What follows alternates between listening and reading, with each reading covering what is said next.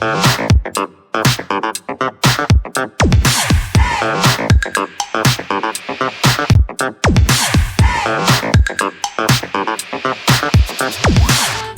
test is in 4-part, Part 1, Part 2, Part 3, and Part 4. Now look at Part 1. Part 1. You are going to hear a travel agent discussing a holiday booking with two customers. First, you have some time to look at questions 1 to 3.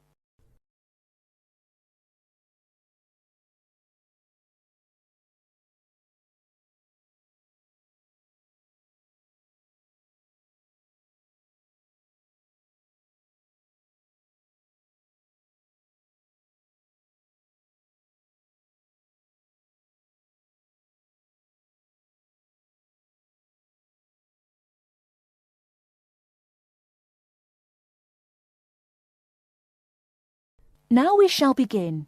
You should answer the questions as you listen, because you will not hear the recording a second time. Listen carefully and answer questions 1 to 3. Good morning. Can I help you? Yes, good morning. We'd like to book a holiday for July, please. Certainly. Where did you have in mind? Oh, well, we haven't thought a lot about it, really. We'd just like to go somewhere hot, and it must be in July. I see. Well, let's get the dates cleared up first, then we can see about availability. What part of July were you thinking of? Oh, well, you see, we have slightly different holidays. I've got the whole month except for the last 5 days, so I could go from the 1st to the 26th. But my friend here doesn't start until the 7th. So I suppose it will have to be the middle 2 weeks, really. Yes, but I've got to be back before the 23rd. OK. Now, let's find a destination. Before you hear the rest of the conversation, you have some time to look at questions 4 to 10.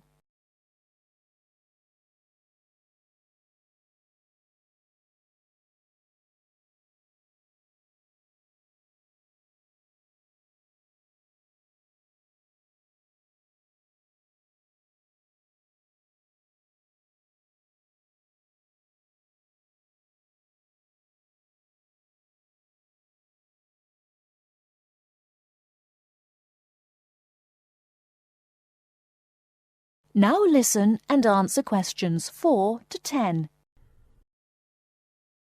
Any preferences? France? Italy? Oh, not France. We went there last year and it was absolutely packed with teenagers, making noise and getting drunk all the time. Yes, it was terrible. We definitely want somewhere quieter this year. Well, of course, it depends more on the resort rather than the country. There are resorts in every country which cater for the family or the slightly older person. They're usually a shade more expensive, though, as you might expect. Oh, well, we don't mind paying a bit more if it means more peace and quiet, do we? Definitely not. It'll be well worth it. All right, let's have a look at what we've got on the computer. July. Was it 10 or 14 nights you wanted? Oh, the fortnight, please. Right. Well, let's start with Italy. We've got 14 nights, bed and breakfast in Sorrento for £345 from Manchester on the 14th. Or we've got... No, wait a minute. That's no good for me. We wouldn't get back till the 28th, and I've got to be back at work before that. Ah, yes. How about Sweden? 2 weeks, half board? How much would that be? That would be £540 from Manchester again. Well, 540... that seems too much. Well, madam, there's a surcharge for the airport, and it has a 5-star hotel. Oh, well, it's a bit over our budget, really. All right, let's try somewhere else. How about Portugal? Oh, that sounds great. We've never been there before, have we? Let's see now. We've got 14 nights in Albufeira half board, from Gatwick, for £385. Albufeira? Oh, wait a minute. Did you say the flight was from London? That's right, from Gatwick. Oh, well, we'd prefer a flight from the north somewhere. Manchester, perhaps, or even Glasgow. That is the end of part 1. You now have half a minute to check your answers.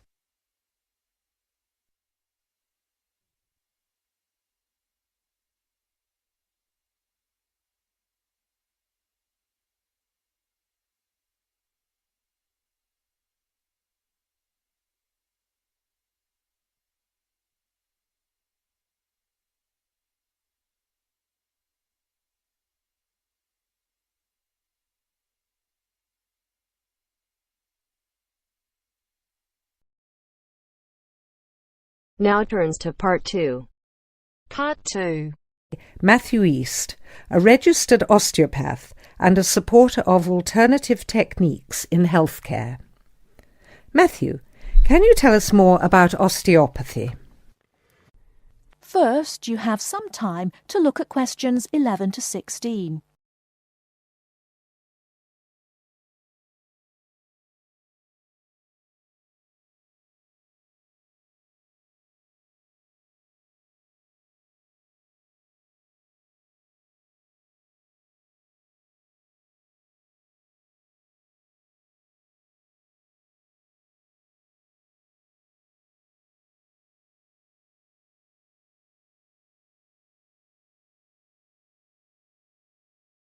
Now, listen carefully and answer questions 11 to 16. Over the past 50 years, there have been some radical changes in medicine as it is known in the West. This is largely the result of vast improvements in technology, but also in the rising importance of alternative treatments. I have with me today Matthew East, a registered osteopath and a supporter of alternative techniques in healthcare. Matthew, can you tell us more about osteopathy? Well, perhaps the first thing I should say is that the term alternative is actually a little misleading, as I am referring to approaches and attitudes to health that were in common use long before Western medicine was established. I prefer the term natural. Anyway, I'll begin by telling you a little about osteopathy. Basically, osteopathy is the manipulation of muscles in order to alleviate stresses and tensions that lead to pain. Now, unlike Western medicine, osteopathy considers the whole body, not just the affected area, and this is a very important principle of natural remedies. The whole body must be considered before a course of treatment can be decided upon.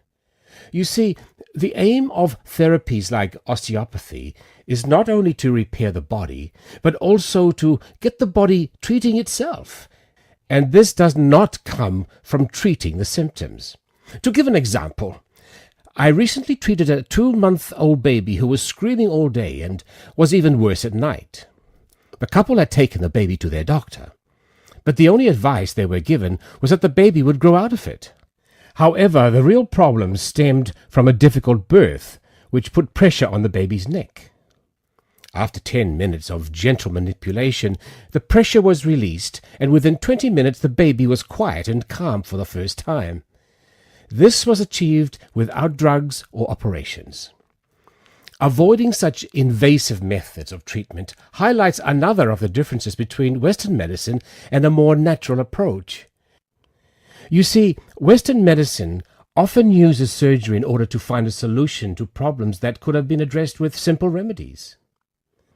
A medical approach that looks closely at how essential an operation is before it is performed would offer patients a considerably less stressful method of treatment, not to mention the financial savings. Natural remedies actually amount to about 10% of the cost of a Western course of treatment.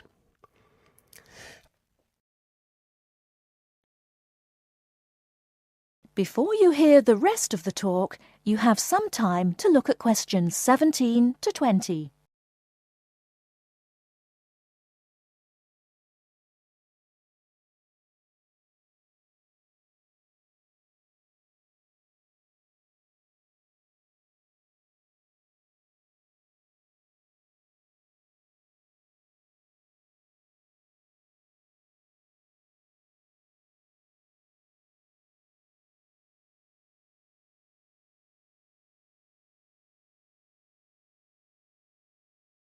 Now listen and answer questions 17 to 20.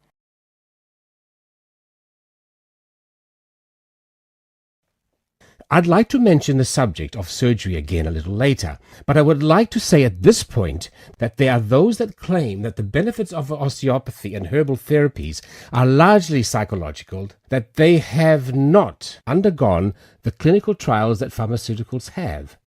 To answer that, you only need to look at the example I gave earlier of the baby that stopped crying less than an hour after treatment, but was obviously far too young to react because of purely psychological factors. Another example can be seen in the successful use of acupuncture in the treatment of animals. In response to criticism regarding clinical trials, it is worth noting that the power of pharmaceutical companies is such that, although some drugs fail the standards required of them, they are sometimes still prescribed by doctors. Moving on to another point, it should be stressed that natural remedies, in addition to having no side effects, can also be applied to any patient. Now, I'm not suggesting that the same treatments are used indiscriminately. Although natural remedies can be used with any age group, the treatment selected is very specific to the person. By this I mean that not only the general health of the patient needs to be considered, but also their habits, diet, and lifestyle in order to build a complete picture. However, I am not suggesting that we should reject Western medicine entirely. In fact, there have been occasions when I have referred patients to their doctor, as I felt that in those cases it was the most suitable course of action. There are many situations in which it is by far the best option. Take emergency surgery, for example. Obviously, more natural remedies do not provide the speed required in such cases. The best solution would therefore be an open-minded combination of the two forms. Well, thank you very much, Matthew. That was a very interesting insight into natural treatments. Next week we'll be inviting Dr. Moore. That's Moore, onto the programme to argue his case as a doctor. Until next week, then, goodbye. That is the end of part 2. You now have half a minute to check your answers.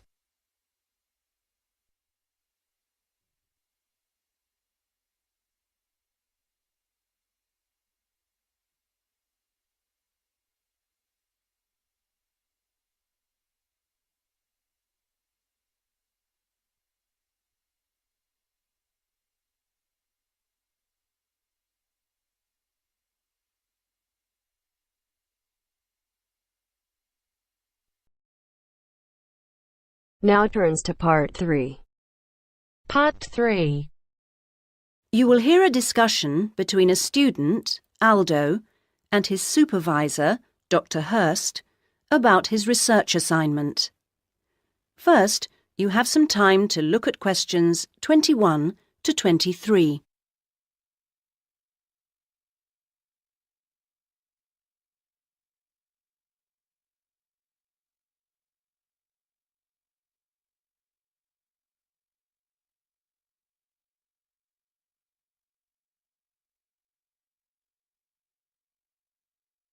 Now listen to the first part of the conversation and answer questions 21 to 23. So, Aldo, how's it going so far with your assignment? Not too bad. You're looking at the community round here. That's right. How people perceive the community they are in. Have you made much progress? I conducted quite a lot of interviews on the street with local residents. Their responses are interesting. I haven't got quite as many yet as I'd like. I had wondered if I'd have language problems, particularly with the different accents.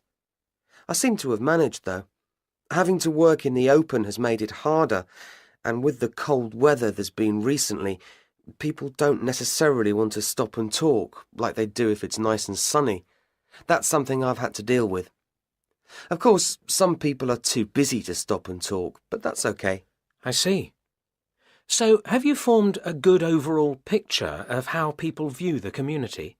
To an extent. I've certainly talked to plenty of older people. I guess they may have more time to talk. I still don't really have enough young mothers, though. I've managed to get enough older mothers and children through the schools. That's something I had been worried about. Well, that shouldn't be too hard. Now, how are you going to deal with all the data you've collected? That's the difficult part. I guess I need to run some analyses, but I'm rather unclear about what methods to use. You've told me you're confident about using computers, so you just need some input on choosing programs. You should attend a statistics seminar. They're held every Friday after the methodology seminars in room 105. That should help you to select an approach. Oh, good. I'll do that. Now you have some time to look at questions 24 to 30.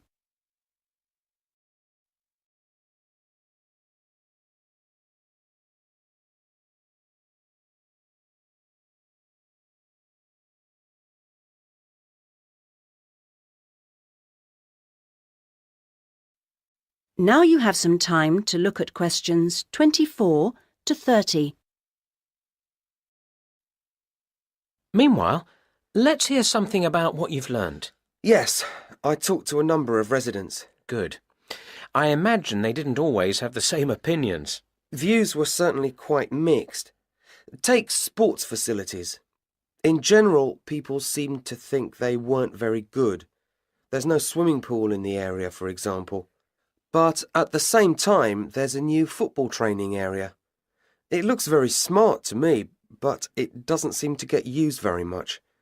People seem to prefer sitting around in the parks. They enjoy that, taking picnics and so on. Although they want the council to be more efficient at cleaning, there's a lot of litter. People are obviously very concerned about their children's learning. The general view seems to be that early schooling at primary level is of a good standard in the area, but that this standard declines as children move up through the system. The colleges were criticised in particular. OK, now are you going to collect any more data? Some, I hope. There's a local festival next week, and I think the events there will give me some useful opportunities. I talked to a council officer about it all. Good. What does it involve? First, there's a dance show, which I'm sure I'll enjoy. The council explained that the concert hall's being renovated and won't be ready in time, so it's being held in the main square, which I think will be better anyway. At least I'll have more space to wander around in. True. And so I hope to be able to carefully watch the age groups that are there in the audience and make notes about how they interact. So that's one event. Then the following day there's another interesting event which I look forward to going along to, and that's a cookery competition. Oh yes, interesting. I think so. Yes, that one's being organised in the town hall, which has a big space apparently. With food and cooking from all the different people in the area, the council officer told me that it'll be a good chance to find out about the different cultures that make up the community. Sounds promising. Then there's one more event I'd like to go along to. The council officer promised me that the courses fair will be interesting. It's going to be in the Langtree Theatre, and the officer said lots of teachers will be there. I've already talked to plenty of them, but he advised me to put some questions to the head of education, who will also be there. That's all very useful. OK, I suggest you come back next week. That is the end of part 3. You now have half a minute to check your answers.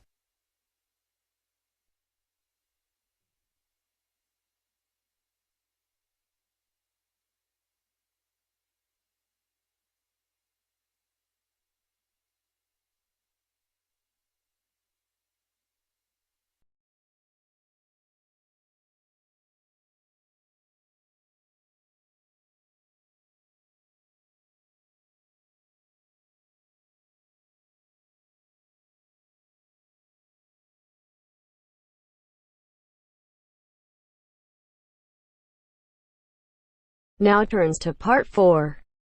Part 4. You will hear a wildlife expert giving a talk to a group of bird lovers in the UK about a species called the tawny owl. Before you listen, you have some time to look at questions 31 to 40.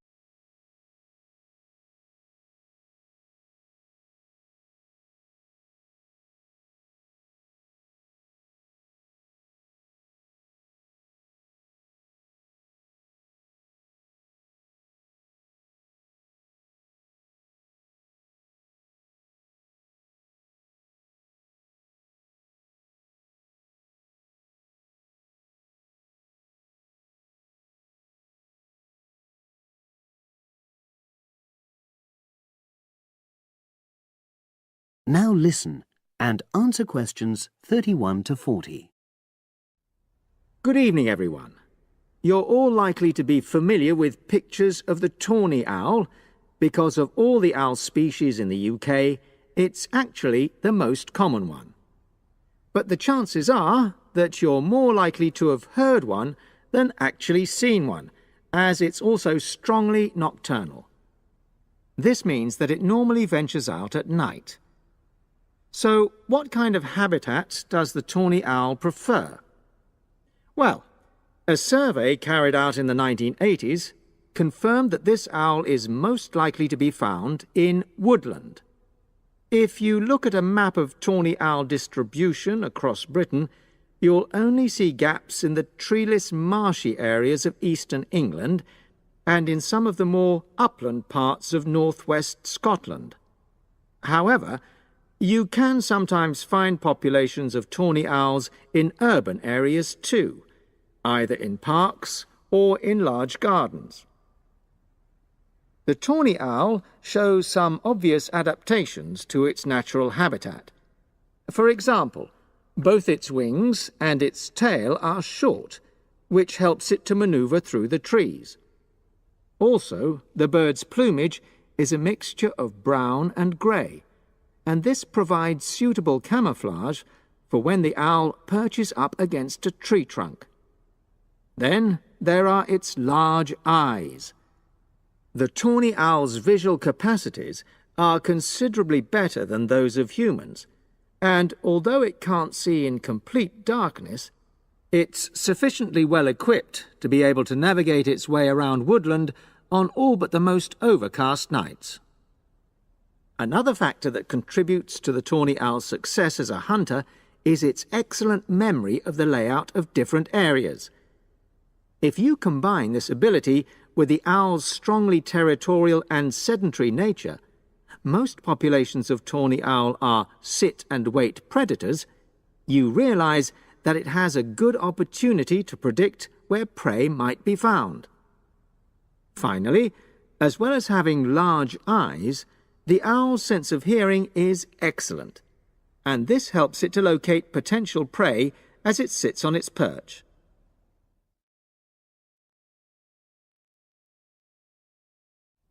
Turning now to the tawny owl's diet. Woodland tawny owls feed mainly on mammals, especially small ones, such as wood mice and bank voles. But they'll also take things like frogs or bats, or even fish, if they happen to be available. In urbanized landscapes, the owls seem to prey more on birds. So there are some differences there. Let's just look briefly now at survival rates in the tawny owl. Young tawny owls face a difficult time once they leave home, and 2 out of every 3 are likely to die within their first year. So, with such high mortality levels, it's a good job that established breeding pairs can produce young over a number of seasons and maximize their chances of passing their genes on to the next generation of owls. I've already mentioned the sedentary nature of the tawny owl, but it's not just adult tawny owls that are sedentary in their habits. Young birds, dispersing away from where they were born, rarely move far. The average distance is just 4 kilometres. There also appears to be some reluctance to cross large bodies of water. The owl is absent from many of the islands around our shores, with only occasional sightings in Ireland and the Isle of Wight off the south coast of England.